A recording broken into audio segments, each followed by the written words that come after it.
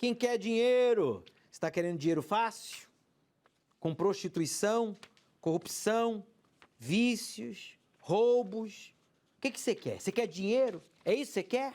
Esse dinheiro está levando você para a miséria. Você está cheio do dinheiro, mas pobre de espírito. Porque esse dinheiro está acompanhado de quê? De vícios, de violência, de prostituição, corrupção, assassinatos, desejos ilícitos, roubo. Você quer esse dinheiro? Esse dinheiro é oferecido pelo cálice dos demônios. O cálice da criminalidade é o cálice dos demônios. Mãe, pai, você está vendo o seu filho neste mundo. Ou você, filho, está vendo o seu pai, a sua mãe neste mundo. Fala para ele, o bicho está falando com a senhora. Deus está falando com você. Deus está usando a minha boca. Você quer dinheiro? Você quer... Mostra aqui, por favor, Leto. Mostra aí o dinheiro. Você quer dinheiro? Aqui é dinheiro falso, né? Mas aqui é dinheiro verdadeiro. Você quer dinheiro? Dinheiro não vai resolver o seu problema.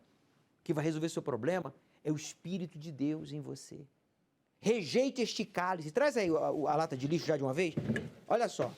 Presta atenção. Você tem que fazer isso aqui, ó. Ó, aqui, ó. Mostra aí. É isso aqui, ó. Vai pro lixo. Vai pro lixo. Eu não quero mais. E o dinheiro? Não, esquenta não. O dinheiro não vai pro lixo, não. Ele vai pro banco. Depois que você estiver cheio do Espírito Santo, aí você vai usufruir de uma vida de qualidade. Então, tome a decisão. Eu não quero mais beber o cálice da criminalidade. Corrupção, prostituição, vícios, assassinatos, desejos ilícitos, roubo. Eu quero o Espírito de Deus. Eu quero o cálice da salvação. Feche os olhos.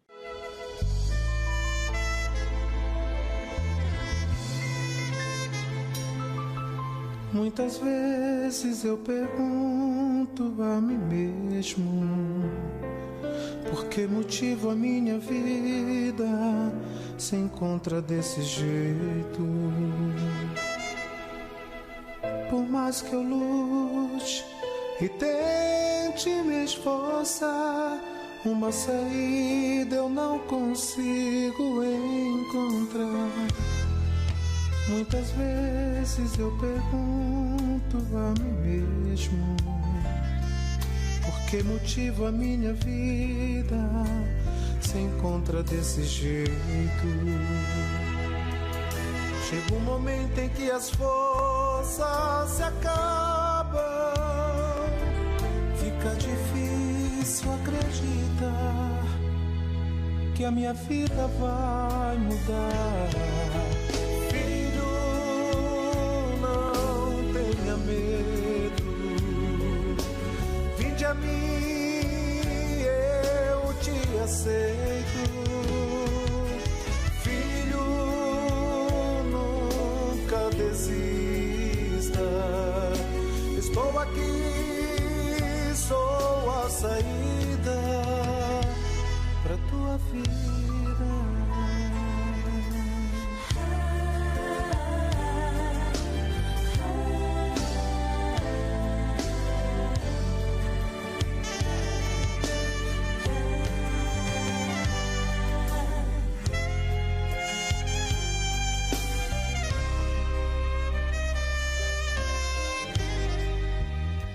Meu Deus, em nome de Jesus, dá um sinal para este homem, para esta mulher agora, que diz: eu não quero mais o cálice da criminalidade, eu não quero mais o cálice da prostituição, já não quero mais o cálice do roubo, já não quero mais o cálice da violência, eu quero o cálice da salvação. Fale, minha amiga, fale, meu amigo, abra a sua alma, rasgue o seu coração, fale com Deus. Eu vou parar de falar para você orar. Levanta o som, por favor, Rogério. Oh, meu Deus, ouça a oração dessas pessoas que estão agora em casa, no hospital, no presídio, aonde quer que eles estejam. Ouça a voz dessa gente, povo sofrido, gemido, que não quer mais sofrer. Diga, em nome de Jesus, todo mal.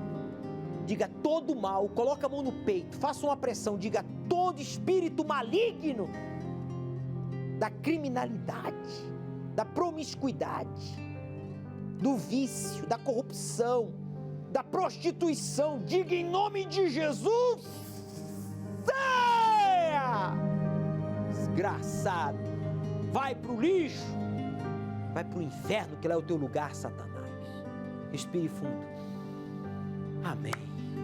Graças a Deus. Abre os olhos. Vem aqui, coloca a mão aqui, por favor.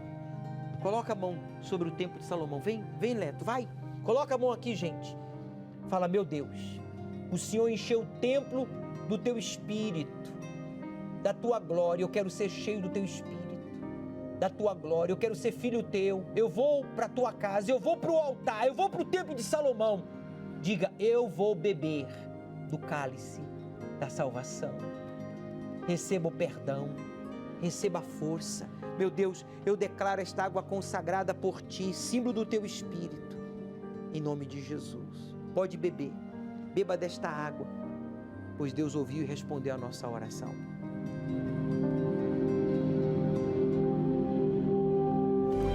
Filho, não tenha medo, vinde a mim, eu te aceito.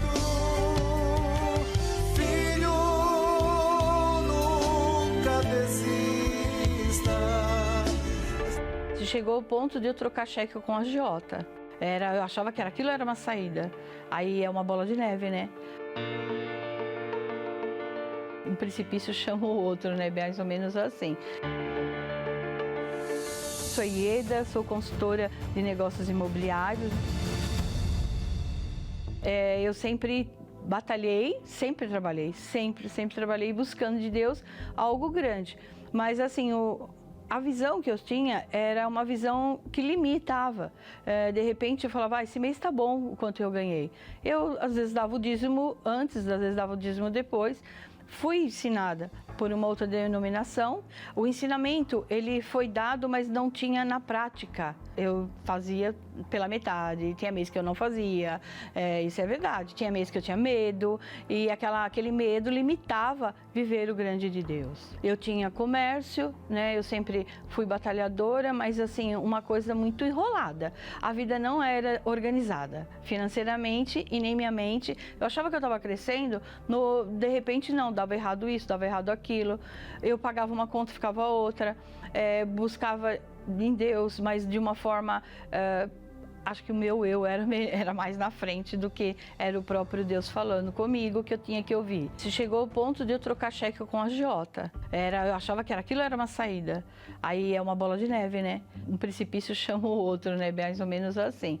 Então eu ficava assim, à mercê de empréstimos ou de favor da pessoa. Muitas das vezes aconteceu de eu pedir favor para a própria pessoa da família e a pessoa fala não. Não, eu não vou te emprestar.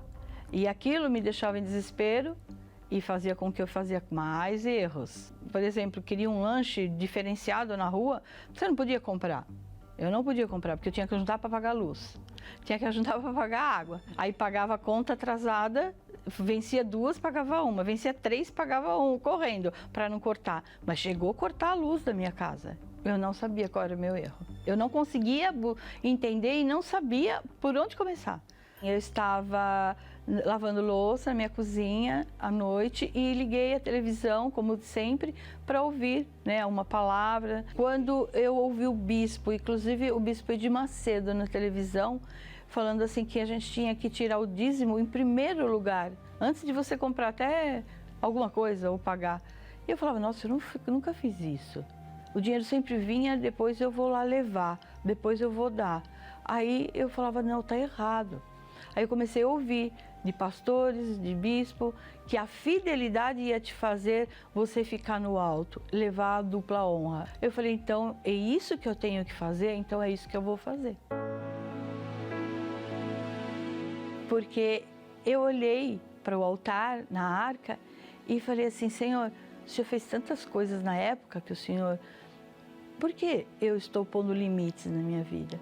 Se eu posso vender uma sapatilha que nem eu vendia, 2 por dia, por que eu não posso vender em uma semana vários projetos? Comecei a estudar, a fazer o curso. Hoje eu já sou, né, tenho já o Cresce definitivo, e foi quando eu comecei a vender. Eu vendi, foi a primeira cliente que eu vendi, foi um pronto no litoral, e de lá para cá, todo mês eu vendo. Antes levava de 40 a 60 dias para vender 2, 3. Hoje, em uma semana, eu consigo e eu sei que eu posso, todas as coisas naquele que me fortalece, que eu vendo de 4 a 5 em 15 dias. A minha meta, é lógico, nunca para, porque com Deus, né, a gente voa alto. Tem hora que eu pago as coisas e eu fico, nossa, paguei e sobrou. Sabe, tem hora que você ainda fala assim, parece mentira, né, no modo de falar. Eu posso dar o melhor para o meu neto, né, para mim, comer aquilo que eu desejo, pagar para minha filha muitas coisas também, que às vezes eu não conseguia. Tem dia que até eu mesmo me desconheço. Eu olho para o espelho e falo, nossa, Ieda, você fez tanta coisa hoje, a qual é Deus que fez, porque uma das palavras que saiu do altar falando assim, que o primeiro bom dia era para o Espírito Santo.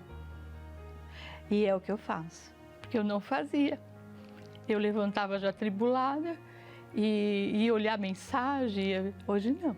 Olhar para o céu da minha lavanderia e falar, Senhor, o suprimento vem do Senhor e não do meu eu.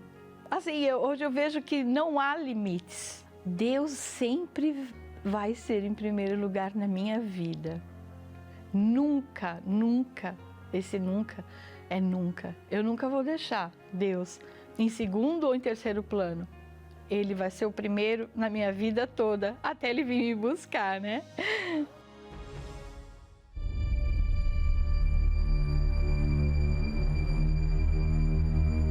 Imagine que você trabalha em 2 empresas concorrentes e essas empresas entram em conflito. Como você poderia agradar aos 2 chefes? Certamente iria agradar a um e desagradar o outro. Assim como nesse exemplo, na vida espiritual também não podemos servir a Deus e ao diabo, pois ambos são opostos em suas naturezas. Não podeis beber o cálice do Senhor e o cálice dos demônios. Não podeis ser participantes da mesa do Senhor e da mesa dos demônios.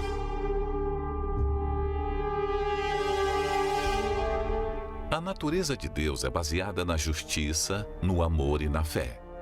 Enquanto a natureza do diabo tem base em tudo que é mau e injusto, em sentimentos negativos que enfraquecem a fé e levam a atitudes destrutivas. Domingo, 13 de dezembro, será o dia de quebrar a aliança com o mal e fazer uma aliança com Deus. Você tomará do cálice do Senhor e comerá do pão que simboliza a carne de Jesus, para que assim seja um só com Deus e tudo em sua vida vá bem. Às 18 horas, na vigília do Espírito Santo com o Bispo Macedo, ao pôr do sol, no Templo de Salomão. Avenida Celso Garcia, 605, Brás. Chegue cedo.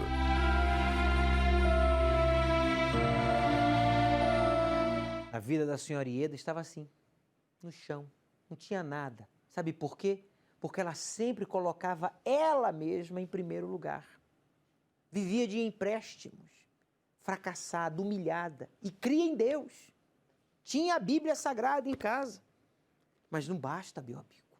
Você tem que parar de tomar do cálice dos espíritos, dos demônios, para tomar o cálice de Deus. E quando você passa a honrar a Deus com as primícias, você está mostrando que você já não bebe mais do cálice sujo dos demônios, mas agora você bebe do cálice limpo de Deus. Essa é a proposta de Deus para este domingo da aliança. Tome a decisão de honrar a Deus em primeiro lugar e não vai faltar nada na sua vida. A exemplo da senhora Ieda, que hoje tem tudo e pode dar tudo à sua filha, aos seus netos, porque Deus tem lhe dado em abundância. Você quer vida abundante? Quero. Então só tem um jeito. Você tem que receber o Espírito Santo. Sem o Espírito Santo, olha, pode ser honesto, trabalhar, se esforçar, você pode até ganhar dinheiro, até alcançar fama, mas você sempre vai ser pobre, porque quem não tem o Espírito Santo é pobre, pobre, pobre. Imagine ter muitas coisas, mas ainda não ter o que mais se deseja.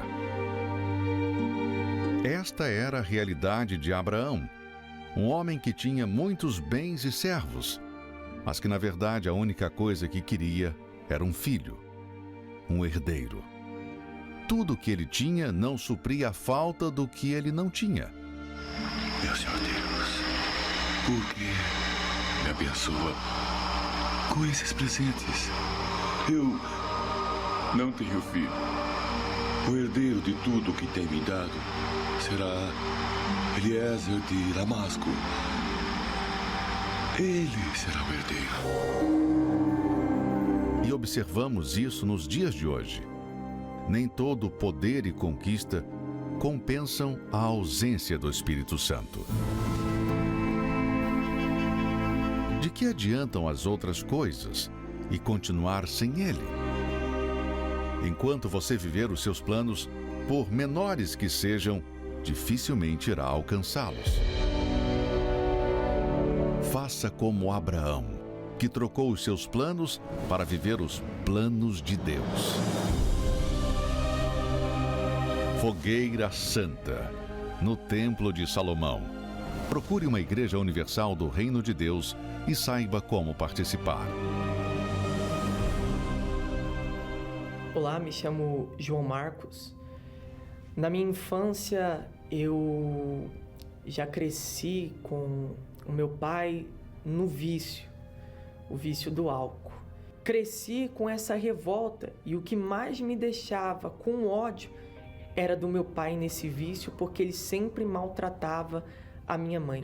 E aí, o João Marcos, ele era um filho assim, carinhoso, amoroso, era obediente, ele tinha as coisas do bom e do melhor. Só que não preenchia o que ele estava precisando mesmo, que era um amor de um pai. Lá fora, já fui acrescentando dentro de mim uma mágoa enorme pelo meu pai. Então, eu sempre falava, a única forma que eu vou conseguir solucionar esse problema de ver minha mãe em paz, minha mãe feliz, é matando meu pai, é matando ele por completo. Mas eu vou matar ele aos poucos, eu vou matar ele esquartejado. Eu vendo tudo aquilo, eu comecei a ficar pensando, nossa, por que eu tô vivendo uma vida dessa? E minha mãe buscava muito pela gente, pela família toda dos irmãos. E eu comecei a ir para a igreja. Já entrei na criminalidade. Aos meus 12 anos de idade, já fui tendo um desenvolvimento, já estava crescendo num certo patamar, no crime. Quando eu fui ver, o João Marcos já estava roubando, fazendo tudo que eu nunca imaginava que ele ia fazer, porque eu nunca tinha dado essa educação para ele. Eu usava lança-perfume, usava maconha, usava cigarro, usava cocaína, andava armado, inclusive eu tinha uma Glock semiautomática que eu andava comigo mesmo, com um pente. Eu era um instrumento na mão do crime. Não era época ainda de Fogueira Santa de Israel, mas eu orava, fazia propósito, jejuava, levava as roupas dele. Eu jurei a morte da minha mãe pela fé que ela estava usando. Porque muitas das vezes ela levava foto minha para a igreja, fotografia, peça de roupa. E aquilo dali me deixava com ódio dela. Eu falava, você não vai levar para a igreja, para esses pastores da igreja? Esses pastor bando de ladrão. A senhora vai ver, no dia que a senhora levar uma peça de roupa minha, no dia que a senhora levar, se quer uma foto minha, eu vou sacar o revólver pro pastor, eu vou sapecar ele de tiro na cara dele. Aí teve a primeira Fogueira Santa de Israel. Aí eu falei assim, eu vou participar, porque eu queria ver o meu filho livre disso. Aí o que eu fiz? Participei da primeira Fogueira Santa de Israel. Só que a primeira Fogueira Santa de Israel eu não tive resultado. Eu ignorava isso. Mesmo minha mãe querendo o meu bem, eu queria que aquele ódio, aquela revolta que estava dentro de mim se expressasse com a morte. Sangue, eu gostava de ver sangue. Quando foi, acho que na quarta Fogueira Santa ou na quinta, que ele já ia fazer 15 anos. Foi aonde eu peguei e sacrifiquei e falei, meu pai, é agora. No crime, uma das coisas que é mais priorizado ali são os moradores e a família. Mas até nisso o diabo favoreceu, virando a cabeça daqueles para poder fazer a minha e eu ia executar os meus pais. Meu pai já tinha acabado de chegar do serviço. E minha mãe tinha acabado de chegar da igreja. E quando eu cheguei revoltado com um facão para poder matar de verdade meu pai e a minha mãe, quando eu cheguei lá, eu já cheguei com a faca na mão. Meu pai já ergueu o pulso para mim, eu segurei a mão dele e eu falei: cadê mamãe? Ele falou: ela tá lá enfurnada naquele quarto, segurando um papel que a igreja fica dando para ela. Mamãe tava numa cadeira de plástico branca. E ela chorava naquela cadeira branca. Era o envelope da fogueira santa, era o sacrifício que ela tava fazendo. E eu falei assim pro meu pai: pai, agradece muito a Deus, porque mamãe tá segurando aquele envelope ali, não sei o que tem. Não sei. Ela tá orando. Ela nem me viu. Ela nem interrompeu a oração dela. Você agradece muito a Deus, hein, rapaz, pela mulher que você tem. Porque senão era pra você estar agora empacotado numa mala e eu te descendo ribanceira abaixo. Eu sabia para quem que eu estava pedindo. Eu sabia que ali eu ia ter uma resposta. Porque Deus, Ele ouve as nossas orações, ainda mais de uma mãe. Ele ouve. Aí eu falei assim: não, eu tenho a certeza.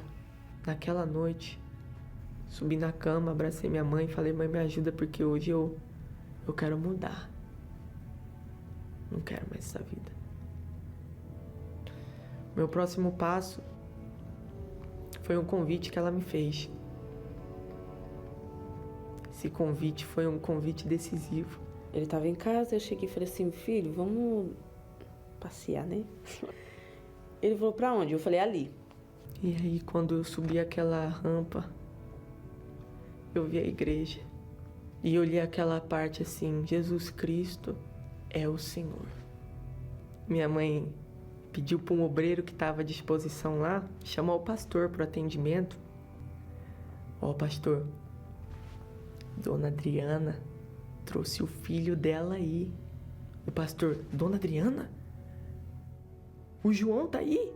O que ela traz a peça de roupa, falou que vai matar o pastor que tá aqui em cima do altar? O obreiro falou: é isso mesmo. O pastor me deu um abraço, com receio, me deu um abraço. Eu falei: não, pastor, pode ficar em paz, que eu não vou fazer nada, não, porque o que ela tá fazendo aqui é pro meu bem. Eu entrei naquela fogueira santa. Eu entrei na mesma fé que minha mãe tava. Ali eu já comecei a mudar os meus pensamentos. Ali eu já comecei a mudar as minhas atitudes. Porque ali já começou o meu sacrifício. Fui sem medo nenhum. Pedi para poder sair. Muitos me criticaram. Você vai para onde? Falei: vou para a igreja. Para a igreja? Na Universal? Vai virar biblinha agora?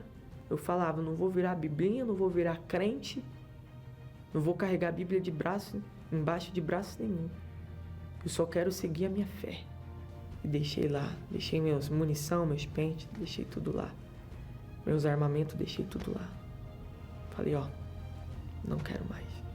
Ali já comecei o meu sacrifício.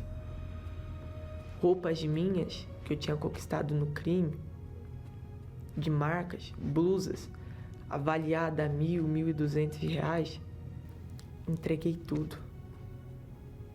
Relógios, cordão de ouro, cordão de prata, avaliado mais de 8.000, deixei tudo.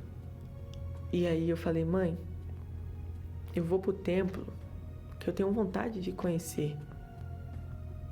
Eu vou cumprir meu voto lá. E eu cheguei com o meu sacrifício assim em mãos. Eu fiz o que tinha que fazer. Como naquela época não tinha condições, eu saí para pegar latinha na praia, no litoral. Percorri mais de 20 quilômetros de pé descalço, pegando latinha. O futuro estava com a minha decisão. Ou eu ia pro altar ou eu retornava à vida que eu tava. Aquela voz falou comigo e eu falei: então é hoje que eu vou por tudo ou nada. Se é isso que é para fazer, eu vou fazer. Dobrei os meus joelhos, virei naquela poltrona, fiz a minha oração. Naquela hora, antes da reunião começar, eu recebi o Espírito Santo. Ali foi uma certeza extraordinária. Foi uma certeza enorme dentro de mim, uma felicidade. Naquele momento ali, o que eu mais queria era falar que Deus realmente existe, que Jesus realmente pode entrar dentro de uma pessoa. E eu entendi que o sacrifício é a única maneira da descida do Espírito Santo. Ele já estava diferente, mas quando ele recebeu o Espírito Santo, ele estava mais diferente ainda. No olhar, aí que eu voltei a ver o meu filho que era pequeno. Depois que eu recebi o Espírito Santo, eu passei a dar orgulho para minha mãe. Tinha mais abraços que não tinha mais. Todas essas coisas. Ele se importava comigo. Todas essas coisas. Eu falava, meu pai, como que o senhor é perfeito. Foi muito bom. Hoje, eu tinha um ódio quando levava minha peça de roupa, minha fotografia. Eu lembro que a minha fotografia, ela já não tinha mais nem a cabeça de tanto pingo de azeite que tinha naquela fotografia, que minha mãe sempre levava.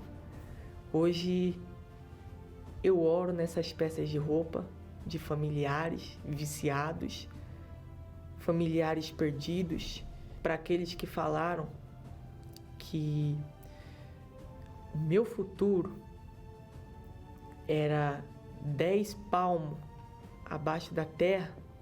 Hoje eu tô aqui, para a honra de Deus vivo, para contar testemunho. Eu queria deixar um recado para as mães, para que elas não desistam, que busquem, que perseverem, que as peças de roupas, os propósitos na igreja, Fogueira Santa, funciona.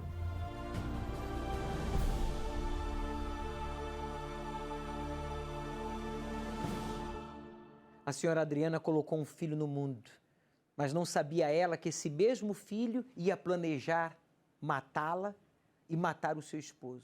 Esquartejados. Ela criou um monstro dentro de casa, mesmo dando amor, atenção, ela bebia do cálice dos demônios, o cálice da criminalidade. O filho dela, o João, era esse monstro, até que ela decidiu ir para o altar e sacrificar, e lutar por ele. Hoje o seu filho é um homem de Deus, transformado, cheio do Espírito Santo, porque ela foi transformada. Se ela não tivesse recebido o Espírito Santo, a senhora Adriana, ela não teria aguentado, não. Ela é que teria tirado a vida dele. Meu amigo, domingo agora é o domingo da aliança com Deus. Se você diz, bispo, eu quero ter uma aliança com Deus, então você tem que beber do cálice. Você tem que aceitar Jesus como seu Senhor e único e suficiente Salvador. Você tem que entregar toda a sua vida de criminalidade, como fez o João. Você tem que entregar os seus traumas como mãe. Você tem que entregar tudo. Coloque a sua vida no altar. Fique na dependência de Deus. Ele não vai te decepcionar. Pelo contrário, ele vai te surpreender. Está duvidando? Ei, você está duvidando? Deus começará a parte dele quando você terminar a sua.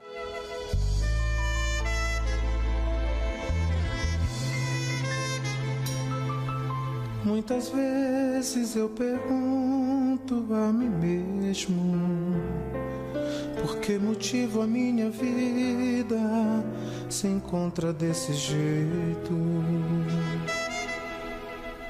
Por mais que eu lute e tente me esforçar, uma saída eu não consigo encontrar.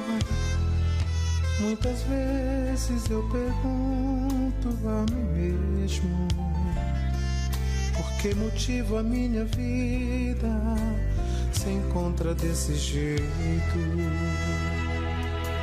Chega um momento em que as forças se acabam, fica difícil acreditar que a minha vida vai